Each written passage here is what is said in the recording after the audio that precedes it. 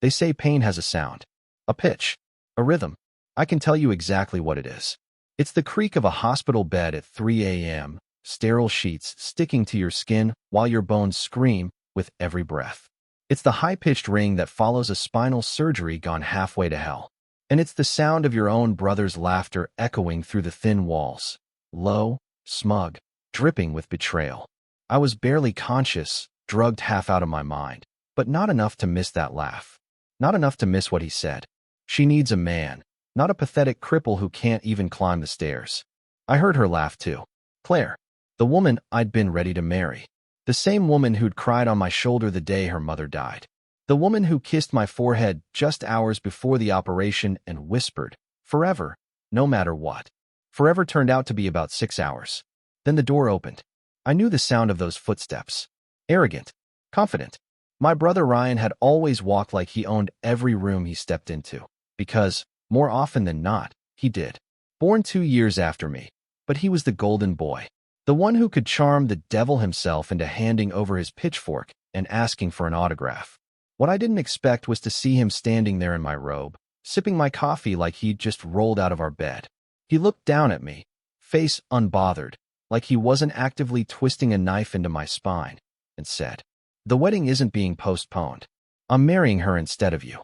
That's when I realized I'd died on that operating table after all. The rest was just the slow burning of my ghost. I didn't respond. Couldn't. My mouth was dry as ash. My hands, what little I could move, trembled with useless fury.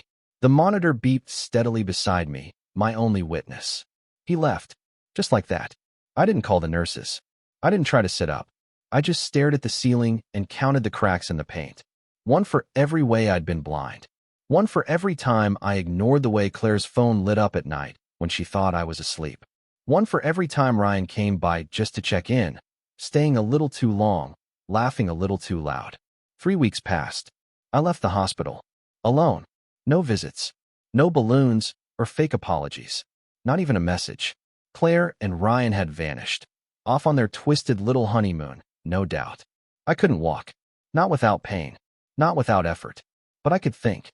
And I could plan. That's what they never understood. They mistook silence for weakness. And then, 3 weeks later, they came screaming at my door. Begging. Crying. I opened it slowly, leaned on my cane like an old man carved from patience, and looked at them, shattered, disheveled, desperate. And I didn't say a single word. Because justice doesn't always wear a black robe. Sometimes it wears the face of the man you tried to erase. 3 weeks. That's all it took to unravel their little fantasy. I spent those weeks in silence. Not mourning, not even healing. I was studying, watching, gathering what they never thought I'd care about. See, pain is an excellent teacher. And betrayal? That's the course that turns a man into a strategist. When they slammed on my front door, Claire was in tears. Ryan looked like he hadn't shaved or slept in days. The confidence was gone. No robe, no smirk, just 2 hollow-eyed cowards facing the man they'd buried alive. Please, just let us explain. It wasn't supposed to be like this. I leaned against the doorframe. Let them babble. Let them dig their own graves with every word. Ryan stepped forward first. Of course he did. Always first, always bold, until the ground split beneath his feet. I thought I loved her, man. I really did. But she's not who she said she was. She's not the woman you proposed to. I raised an eyebrow. That was rich. Claire wasn't crying tears of guilt. No, hers were the kind that came from loss. From watching her fairy tale crash into the rocks of reality. She looked me dead in the eyes and choked out. I made a mistake. I thought I could move on. I thought you'd never walk again. I panicked. That was the moment I felt it, clarity. The kind that doesn't come from revenge fantasies or rage. Just the cold satisfaction of knowing I held every card now, and they were already showing their losing hands. But they still didn't know how bad it would get. Because while they were off playing house, I was rewriting the script. Let me rewind. After I got discharged, I didn't go home. Not to our shared apartment, anyway. I went to a rental in my name only. Set up through a friend who owed me a favor.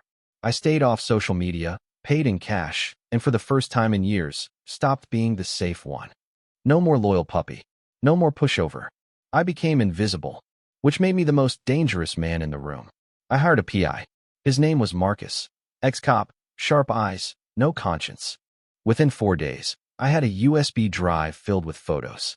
Claire and Ryan in bars, hotel lobbies, even laughing in the church we were supposed to be married in. They'd used my wedding deposit for a romantic getaway. But the real prize was the footage from my apartment building. Turns out, the night I was in surgery, Ryan was there. Not just to help Claire cope. No, he was packing up my things. My watches, my clothes. Even took my dog. Yeah, my damn dog. But what Ryan didn't know was that the building had just installed new security cams that week, my week. I'd actually suggested it to the landlord before the operation. And that footage? Oh, it was crystal clear. So I filed a quiet theft report. Didn't press charges. Not yet. Let them sweat. 3 days before they showed up at my door, Ryan got a letter from a lawyer, not mine, but one I worked with behind the scenes. Just a simple notice about pending criminal allegations and potential civil liabilities. And Claire? She'd gotten a different kind of letter. The kind that made her think everything was about to fall apart. Because I had taken the liberty of forwarding a copy of her affair timeline to her employer, an upscale event planning firm that prided itself on discretion and class. Turns out, sending suggestive photos from company email to your fiancé's brother isn't considered on brand. So yeah, by the time they showed up at my door, Ryan had no job, Claire had no career, and both of them had nothing but panic. And I hadn't lifted a finger. Yet. We're sorry, Claire whispered, mascara streaking down her cheek. We should have told you, Ryan mumbled, still trying to sell his sad act. We didn't mean to hurt you. That's the line that always gets me. We didn't mean to hurt you. No, you just meant to replace me. Wear my skin like a suit. Step into my life and hope I disappeared into memory. I leaned in close. Just enough for them to hear. You didn't just hurt me. I smiled, cold, calm, final. You freed me. Then I shut the door. Let them scream. The screaming stopped eventually.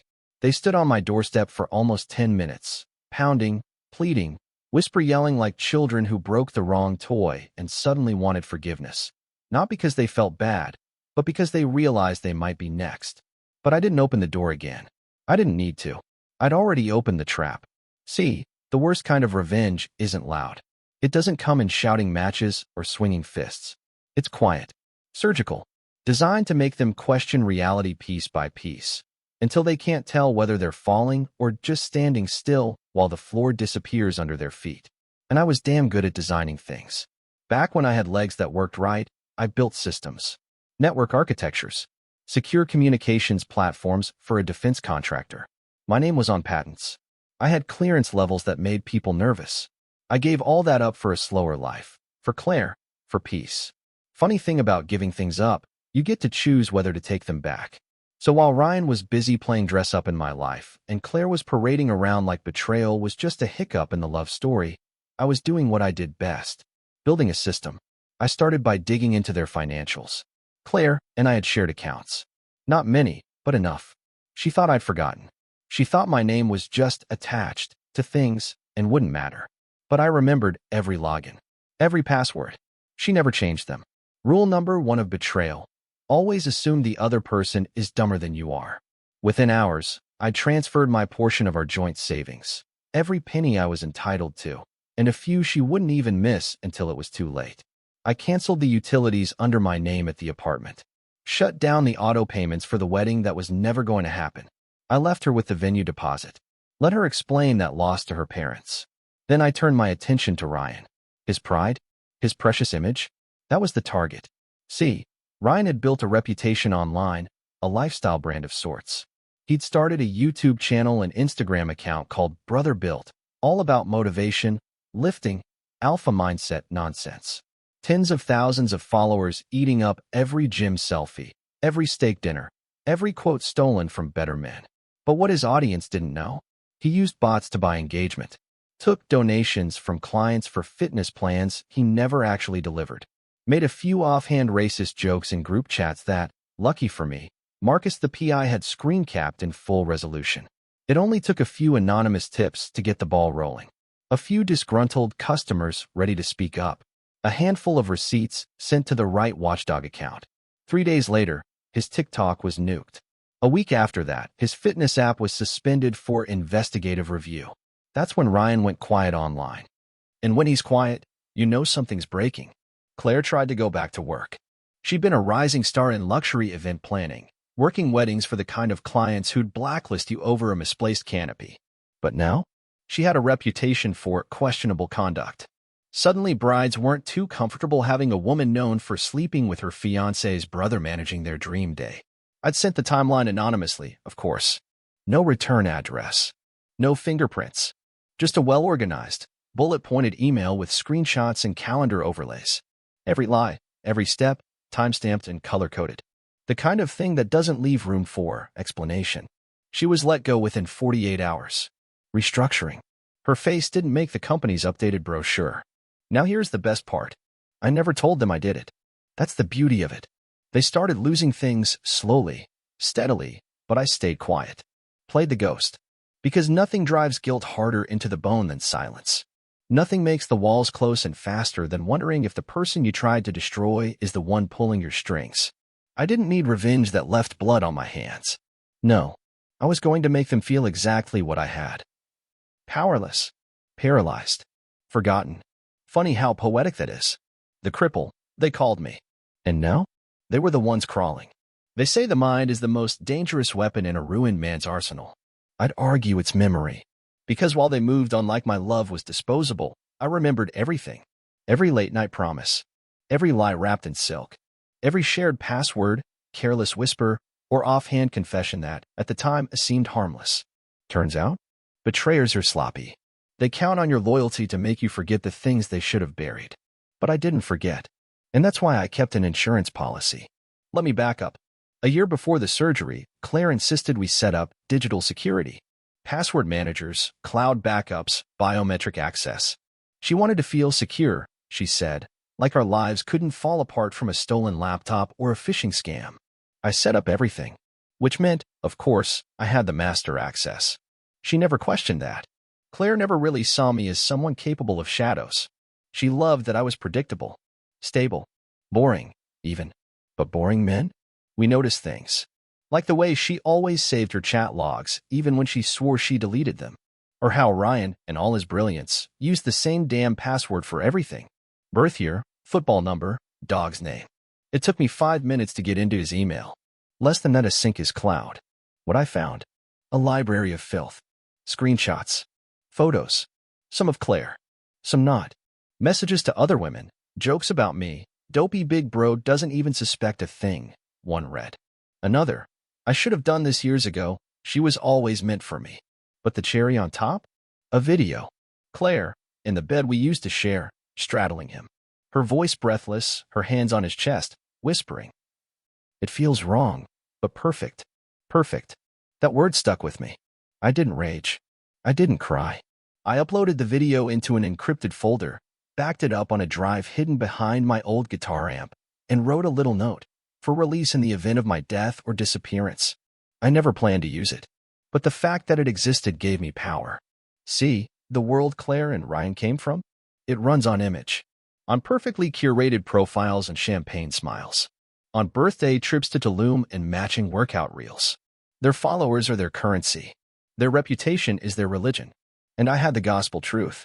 So when they started unraveling, when their social media engagement tanked, when sponsors pulled back, when family stopped calling back, I didn't say a word. But I did let a little whisper float out. Just one. A message to a mutual friend, carefully worded. Look, I'm not saying anything, but if they're trying to play victim, you might want to ask them about October 17th, room 407. Just be careful who you trust. That was it. I didn't need to post it. Didn't need to upload a damn thing. Rumors are more powerful than proof. People invent their own destruction when you give them just enough rope. And trust me, they hung themselves just fine. By the time the engagement ring I bought showed up on Facebook Marketplace, my inbox was full of old friends checking in. Hey, man, you okay? Saw what went down. That's brutal. Can't believe they did you like that. But none of them really knew. Because I kept the truth close. I wasn't just burning their world down. I was turning them into ashes slowly, one flicker at a time. And when Claire messaged me, finally, her tone wasn't angry anymore. It was scared. Claire, I don't know what you're doing, but please stop. I'm sorry. We both are. You're ruining everything. I stared at the message. Then typed. Me. No. I'm not ruining anything. You did that. I'm just making sure the lights stay on while you watch it burn. No reply. But the next day, their accounts went private. Here's the thing about people like Claire and Ryan. They think karma's a fairy tale. That it's some cosmic roulette they'll dodge because they're clever enough, hot enough, entitled enough. But karma? Karma's just cause and effect with a long memory and a sharp pen. And I was the one holding the ledger. Now that I had the upper hand, I didn't want fireworks. I didn't want revenge that ended in headlines. No. I wanted the long burn. The kind of reckoning that doesn't blow the house down, that lets them live in it while the mold creeps in through the walls and the ceilings drip regret. So, I planned a dinner. Yep, a dinner. Formal, handwritten invitations. Sent through the mail. Stamped. Signed. Sealed. One went to Claire. One to Ryan. One to her parents. And one to mine. The invitation read, "A gathering of closure. For those who destroyed, those who watched, and the one who rebuilt. Friday at 7. My place. Dress appropriately. M." See, everyone had played their part. Claire's parents always thought I was beneath her, too average, too safe. They smiled through their teeth and shook my hand like it was a compromise. My parents? They kept their heads down, never wanting to choose sides. Just wanted the noise to stop. Well, it was time to make some noise. Friday came.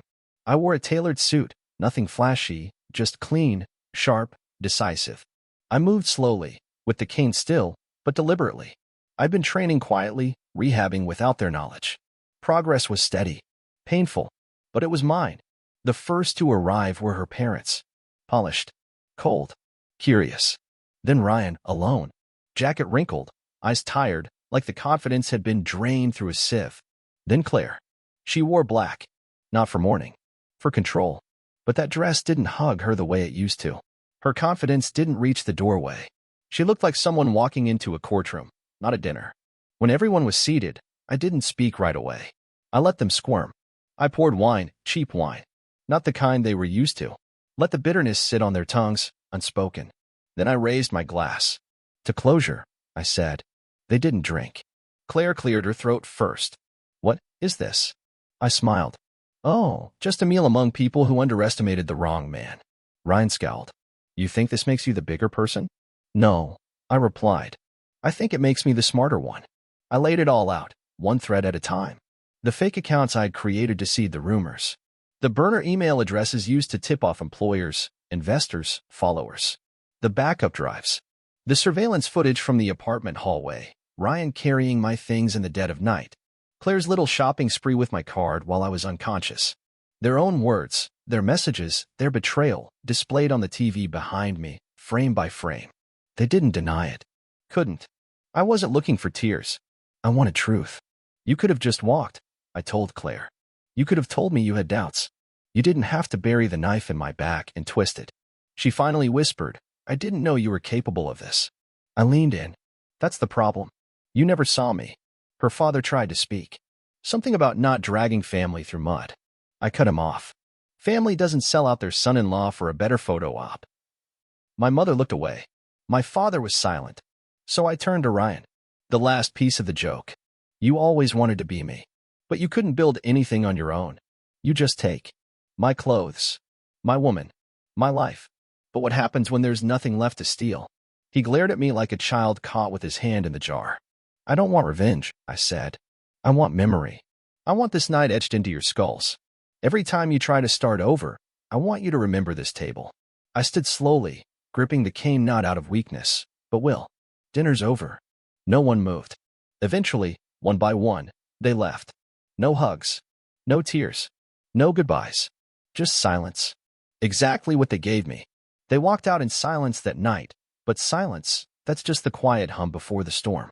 They thought the dinner was the end. My final gasp. A bitter, one-act play before I faded into obscurity with a limp and a grudge. They couldn't have been more wrong. See, revenge isn't about the moment. It's about the echo. It's what happens after the dust settles and you think you're safe. When the world looks calm again, and you start to rebuild, that's when the switch flips. And I had one hell of a switch. The morning after the dinner, Claire's inbox lit up. But not from me. From a journalist.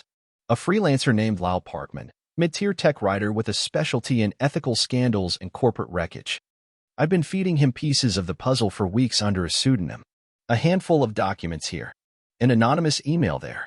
Carefully timed, carefully worded. I never told him the whole story. Didn't need to. Just dropped enough to catch blood in the water.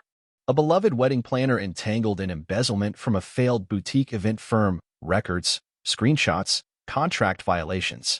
An influencer with a tarnished image scamming his own client base under fake names. A failed engagement, suspicious timelines, disappearing funds, and digital evidence that painted a very different story than the polished photos Claire and Ryan used to post. Lyle was hungry, and I served the main course. The article went live on a Tuesday. Title: Glamour, Grift, and the Groom Left Behind. Subhead: What happens when your perfect love story is built on someone else's spine? He didn't name me directly. Smart. But he made sure there were just enough details for people to start piecing things together. The comments section exploded. Wait, is this about Claire Halston? Didn't she date Ryan Marlowe? The fitness dude. OMG, I followed these people. Someone do a TikTok breakdown. By nightfall, 3 reaction videos were trending on social media. Reddit threads were pulling receipts. And Ryan's fitness brand? Sponsors dropped. Overnight. Claire tried to claim it was harassment. Online bullying. Victimization. But here's the thing about lies. They age fast. They crack under light. And once the narrative changes, the truth isn't just inconvenient, it's nuclear. And me? I watched it all unfold while sipping coffee from the mug she gave me 2 birthdays ago. The one that said, "Best fiancé ever." It still made me laugh. Then came the final stroke. I called a friend. Ava. She worked in real estate. Sharp. Quiet. Back when Claire and I were together, we'd put in a deposit on a lake house. It was supposed to be our getaway spot. She never bothered to take her name off the paperwork. Guess who now legally owned the property? Me. Guess who quietly listed it for sale 3 days after the article dropped? Also me. Guess who pocketed the full proceeds and had the transaction sealed in a trust fund titled Recovery Fund? M. Winters? You get one guess. They thought they could burn me and dance in the smoke. But I rebuilt from the ashes. Smarter. Colder. Untouchable. And now they were the ones choking on the fallout. I didn't block them. Didn't even respond to the texts that started flooding in. Please, can we talk? You've made your point. What do you want? What I wanted. Nothing. Nothing from them. Nothing for them. Just the sweet, slow spiral of knowing that no matter what they did from here on out, they'd always be the villains in their own story. And I'd be the name they never said out loud, because saying it would mean admitting who broke them. You ever sit in your living room, quiet music humming low, a warm drink in hand, and just watch everything that tried to break you come undone? That's where I was. The emails, the calls, the desperate DMs, they kept coming. Claire begging for privacy, Ryan threatening lawsuits, then pleading in the same breath. Her parents? Silent. Probably trying to salvage whatever scraps of social capital they had left. But me? I was calm. Because when you've already walked through hell, the sound of others burning doesn't make you flinch. Let me tell you what happened next. Ryan lost 3 sponsorships in 48 hours.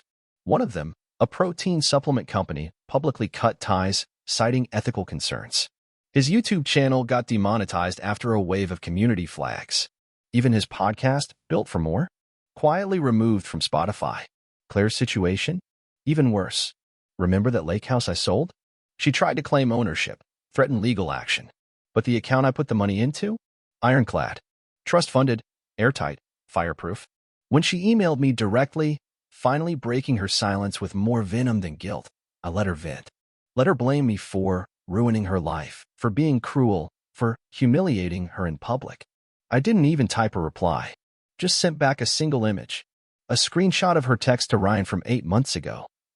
I swear, if he ever finds out, we'll say it was a mistake. He's too nice to do anything anyway. That was it. Never heard from her again after that. Meanwhile, I wasn't just sitting still. You know what happens when the world sees you as a victim who didn't stay one? Doors open. People reach out. I started writing. Documenting everything, not as a sob story, but as a case study. The psychology of betrayal. The anatomy of recovery. A friend in publishing said it had legs. A blog turned into a podcast interview. A podcast turned into a speaking gig. One event became 3. Suddenly, the man left behind? He had a voice. And people wanted to hear it. Turns out, there's a whole audience out there. Folks who've been betrayed, broken, thrown aside like roadkill, and every one of them wanted proof that you can come back stronger. I didn't have to fake it. I was it. And through it all, the final piece began falling into place. You see, I never told you about Julia. She worked in my physical therapy clinic. One of the few who treated me like a man, not a medical file. Never asked about the scars. Just challenged me, pushed me to walk again. One step at a time, day after day. She didn't care about what I lost. She noticed what I built from the rubble. We started having coffee after sessions. Then long talks. Then quiet dinners. She laughed at my dry sarcasm. Called me stone-faced danger. I like that. She asked me once, during one of our walks through the city, why I never talked about my past. About Claire. About Ryan. I stopped, looked her dead in the eye, and told her. Because they already got too much of my life. I don't plan on giving them a second more. She smiled like she understood. Like she belonged in this new chapter, not as a filler, not as a rebound, but as a witness to the man I became when the old one was buried. I didn't get revenge to win them back. I got revenge to get me back. And I did. Some people don't know when to stop digging. Even as the dirt piles up around them, even as the shovel's handle splinters in their hands, they still swing. Still try to claw their way out of a grave they dug themselves. That's what Ryan did. Because when a man like him, built on ego, not spine, starts losing everything, he doesn't reflect. He retaliates. It started with a letter. A real one. Registered. Official. From his lawyer. Well, a lawyer. Some low-level, ambulance chaser type with a name straight out of a strip mall and a reputation for aggressive posturing. The letter accused me of malicious defamation, emotional sabotage, and, you'll love this one, deliberate interference with a public figure's economic livelihood. I laughed so hard reading it I had to sit down. Let me explain something. You can't sue someone for lighting a match when you're the one covered in gasoline. All I did was shine a light. The rest? That was all Ryan. Every post, every lie, every dirty message he sent to women while claiming alpha loyalty to his fan base. I didn't make him a fraud. He did that all by himself. So I sent a response. Through a real attorney. And this is what it said. Our client is prepared to countersue for fraud, conversion of personal property, and harassment if any further baseless legal threats are made. Furthermore, attached you will find screenshots of client's property being removed without consent, statements indicating intent to deceive, and full audio of unsolicited communication received after prior boundaries were clearly established. If your client wishes to proceed, we welcome it. We've already prepared discovery materials. Translation? Try me, and I'll put everything in court records, public court records, for the world to read. That was the end of the legal chest puffing. But Ryan didn't stop there. He tried to spin a redemption arc online. Posted a teary-eyed video in his car. Background music soft. Face pale and unshaven. We all make mistakes, he said. But I've learned. I've grown. I just want to focus on being better. Please respect my privacy as I heal. Cue the soft sniff. Cut the video. Problem is, the internet never forgets. Especially when you spent years acting like a god among men and talking down to anyone who couldn't bench press a Prius. The comments weren't kind. You didn't grow, bro. You just got caught. Heal from what? Getting dumped by karma. Go apologize to your brother. Oh wait, he's thriving without you. Yeah, that last one? I didn't write it. But I liked it. Meanwhile, Claire? She disappeared. Deactivated all her accounts. Went ghost. I heard through the grapevine she moved back in with her parents for a while. The same parents who once told me I was lucky to have her. Poetic, isn't it? The girl who traded loyalty for lust now couldn't even afford her own rent. And the man she gambled on? He lost the whole table. That's the thing about consequences. They don't always show up in flames. Sometimes, they just erode you. One crack at a time. And when you finally fall apart, no one even hears it. They just walk by the rubble, glance once, and keep going. Me? I kept going too. Therapy 3 times a month. Gym twice a week. Physical therapy, still. Julia, always. And work? I'd started consulting quietly, helping small tech startups avoid the same traps I once ignored. The irony wasn't lost on me. The man who got left behind was now the one leading others forward. Because there's power in scars. They remind you that not only did you survive, you've healed in places you never thought you'd be whole again. I hadn't heard from Claire in weeks. No texts. No calls. No veiled quotes on Instagram pretending she was the victim in a storm she stirred herself. Just quiet. And honestly, that silence was more comforting than any closure she could have offered. But silence has a way of lulling you into thinking the story's over, that the worst is behind you, until the knock on your door comes too early, too frantic, too familiar. It was a Sunday morning, sun barely up. Julia was still curled under the blanket, one leg tossed over mine. The kind of morning that makes you feel like maybe, just maybe, peace is permanent. Then came the knock. Not polite. Urgent. I opened the door, and there she was. Claire. No makeup. Hoodie drawn up like armor. Face pale. Lips cracked. She looked nothing like the woman who once called herself the center of every room. I know I shouldn't be here, she said quickly, eyes darting around like she was being followed. You're right, I said, already halfway through closing the door. She put her hand on it, hesitated. Please. Just listen for a minute. I wouldn't come if it wasn't serious. I didn't move. But I didn't shut the door either. You've got 1 minute. She took a breath that rattled more than it should have. Ryan's unraveling. I mean really unraveling. He's paranoid. Obsessed with you. He thinks you're still coming after him. I leaned against the doorframe, arms crossed. Maybe that's because he knows he still has things to lose. He doesn't, she whispered. That's the problem. He's losing his mind over it. She looked down, like the words burned on the way out.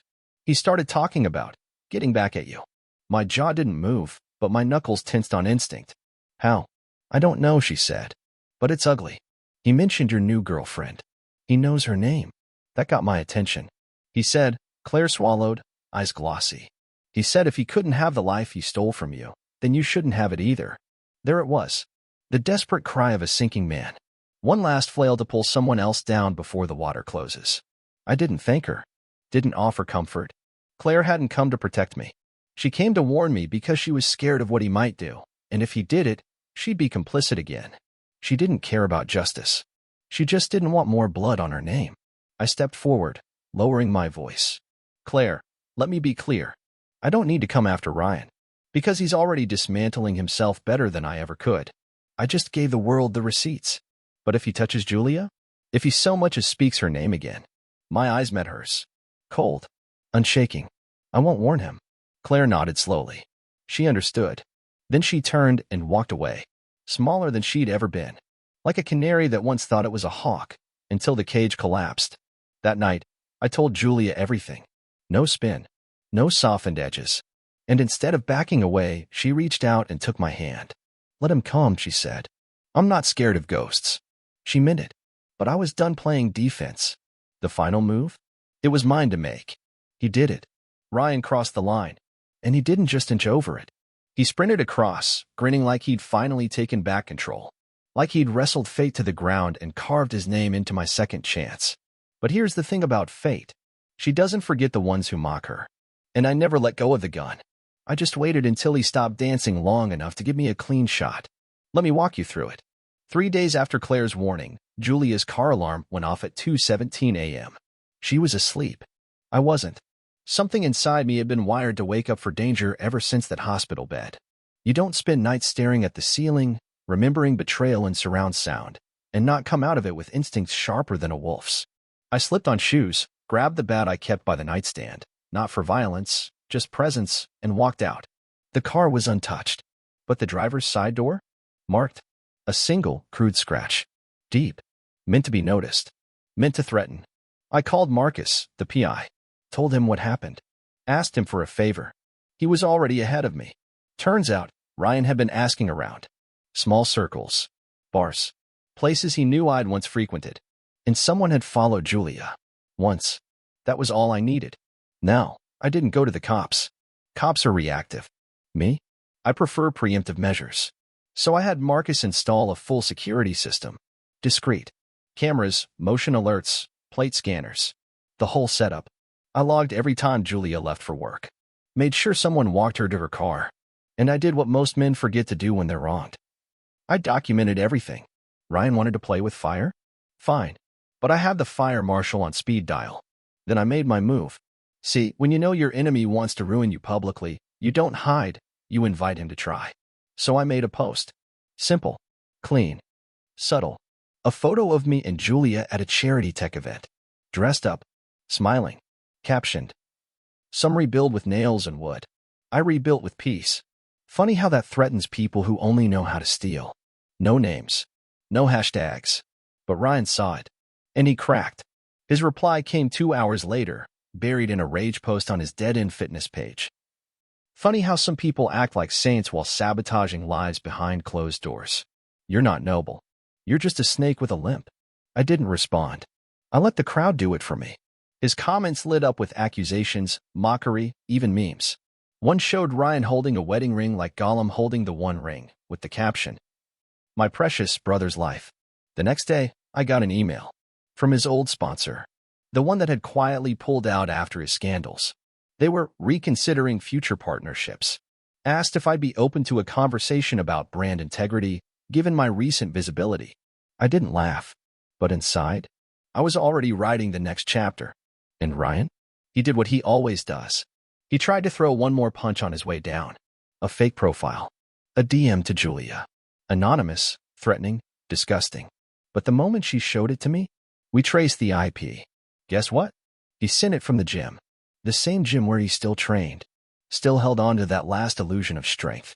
So I sent one message. From me. I know it was you. You've got one last chance to walk away. Next time, I won't play nice. And I won't be the one who falls. He didn't reply. Because deep down, Ryan finally understood what Claire never did. I don't need to destroy anyone. I just need to make sure they never get up again. I never thought I'd see Ryan in court. Not like this. Not with him at the defendant's table, slumped like a man who just learned gravity personally. And me? I wasn't suing. Wasn't filing charges. I was just there. As a witness. Let me explain. About a month after the incident with Julia's scratched car and the IP traced message, I got a call. From an officer, Detective Avery. Professional. Calm. But he cut to the chase. We have an open harassment case. The victim listed you as a possible witness. I leaned back in my chair. Name: Julia Cardenas. Everything in me went cold.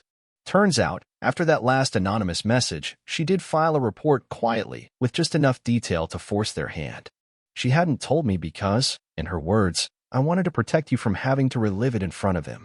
But it was already too late for that. So I did what I always do. Prepared. The hearing was quiet. Small court. No cameras. Just the hum of tired lights and the tap of legal pads. Julia sat to the side.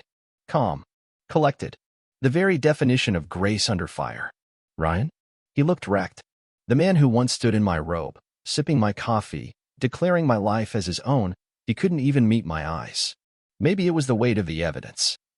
The scratched car with matching security footage. The DMs linked directly to his gym IP address. The pattern of behavior. The motive, neatly wrapped in months of obsessive social posts and legal threats. I didn't say much on the stand. Didn't need to. I told them what I knew. What I saw. What I documented. The timestamps. The message. The context. And I told them, under oath. He didn't just harass her. He tried to erase her peace because it reminded him of the peace he could never earn. The judge didn't flinch. But Ryan did. The verdict wasn't jail time. Not this round. But a restraining order. A fine. Court-mandated counseling. And a public record with his name on it. Which was worse, in a way. Because it's one thing to be hated online. It's another to be officially labeled dangerous in a court of law. And as we left the courthouse, I turned once, just for a second, and locked eyes with him. No words. Just a look that said, "You tried to be me. You ended up a cautionary tale instead." Julia and I didn't celebrate that night. We just went home.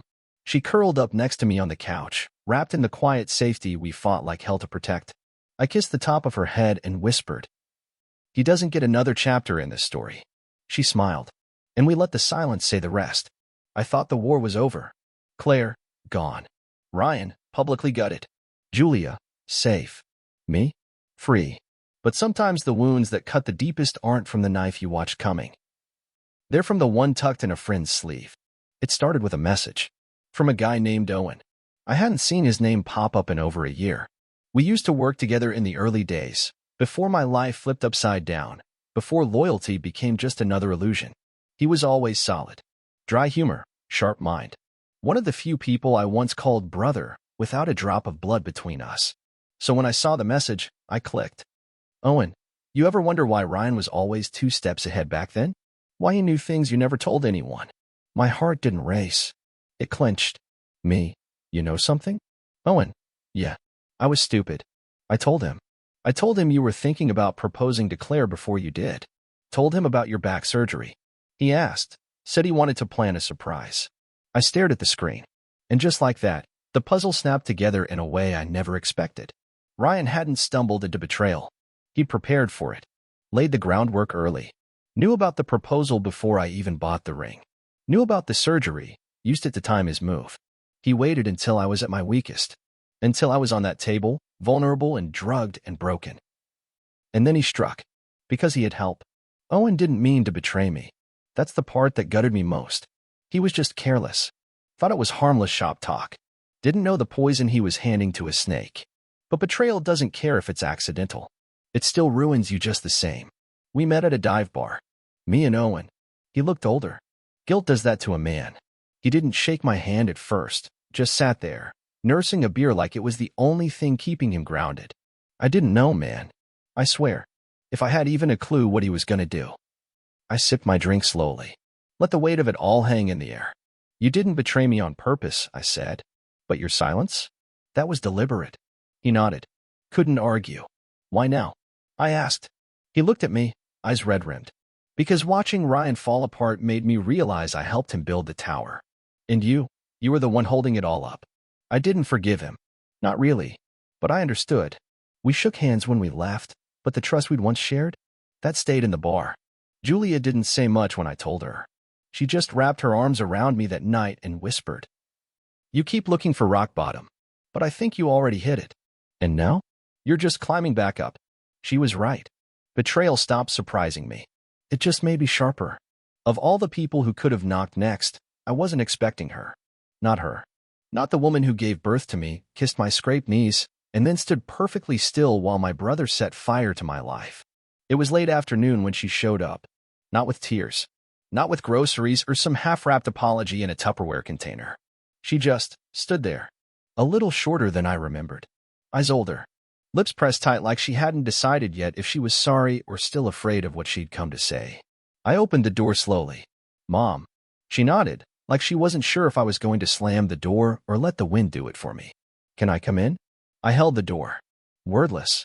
She stepped inside like a stranger. And maybe that's what she was now. She didn't sit down. Just wandered slowly to the window, looked out at the city. The place I built back up from rubble while she and Dad kept staying neutral. That's what they called it.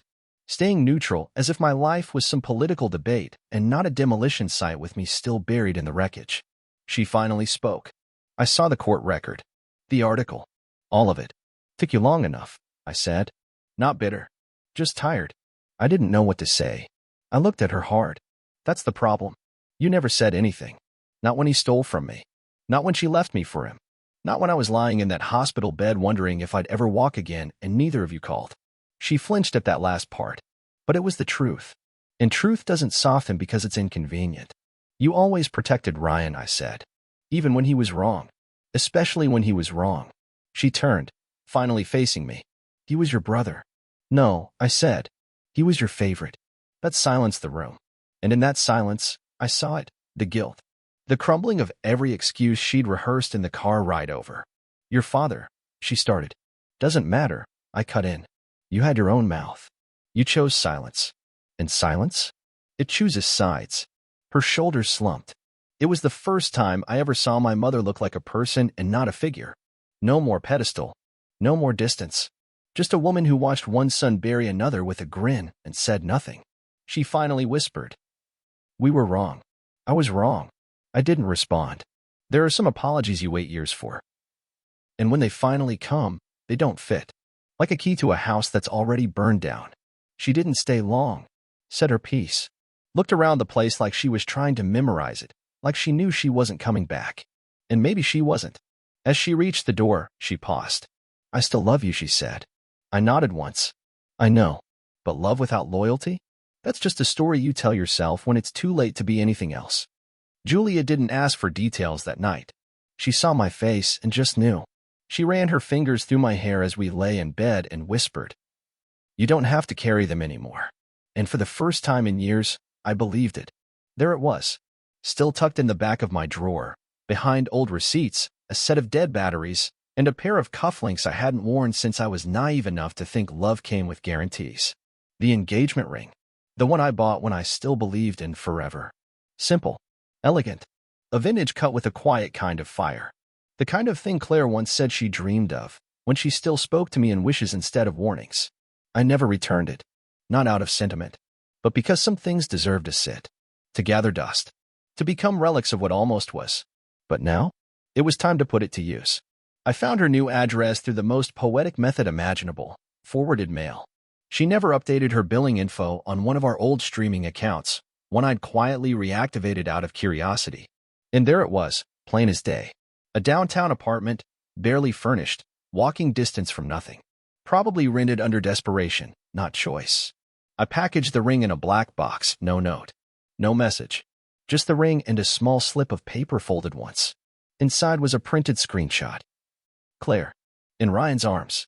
That hotel room. October 17th. Timestamped. Framed. Unedited. Beneath it, I typed one line. I kept the receipt. Too bad you didn't. I sent it through a courier service that required her signature. Let her sign for everything she threw away.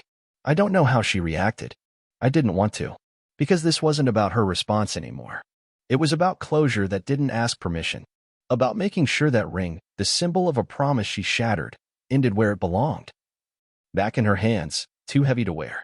A few days later, a message came through. Not from Claire. From a friend of hers. One of those socialites who'd always smiled too wide and asked too many questions back when I was the good fiancé. You're savage. That was all it said. And honestly, that was enough. Because maybe I was. Maybe I had to become the villain in their story to finally become the hero in mine. Julia found out, of course. She didn't ask permission. Just saw the shipping confirmation on the counter one morning and raised an eyebrow. Closure delivery service? She teased. Express shipping, I replied. She laughed softly, wrapped her arms around me, and kissed the back of my neck. You done? I paused. Let the silence settle around me. Then I nodded. Yeah, I think I am. But life has a funny way of testing you when you say things like that. Because just as I closed the last chapter, a message popped up from a number I didn't recognize. You don't know me, but I think I know who you are. I knew Ryan, and you need to know what he did before Claire. You'd think by now the past would have run out of knives to throw. But no. Turns out, Ryan's graveyard had one more unmarked headstone, and the woman texting me? She'd been standing over it for years. The message hit my phone just after midnight. Unknown number. No name. Just this. We never met, but we have someone in common. Ryan Marlowe. I was his fiancée. Before Claire. My stomach dropped like it hadn't in months. I stared at the screen, thumb hovering, brain already scanning 100 angles. He was engaged before Claire? I whispered to myself, like saying it out loud would make it make sense. Julia stirred beside me, sleep-drunk, murmuring, everything okay? I nodded, but it wasn't. Because this was new, and I don't like new when it comes to Ryan. I replied, Who are you? Why now? She answered almost immediately, like she'd been waiting for the moment to hit send. My name is Naomi. We were engaged in 2016. He cheated, gaslit, lied to everyone, said you were the fragile brother, always in his shadow. I believed him. For a while, I sat up in bed, heart pounding, not with rage, with recognition. This wasn't just a jilted ex airing dirty laundry. This was a woman who'd been hit by the same wrecking ball I had, years earlier. Over the next week, we talked. I didn't want to at first. Julia raised an eyebrow when I told her, but she didn't flinch. She just said, Sometimes closure needs an echo. Naomi lived 2 states over now. Happily married.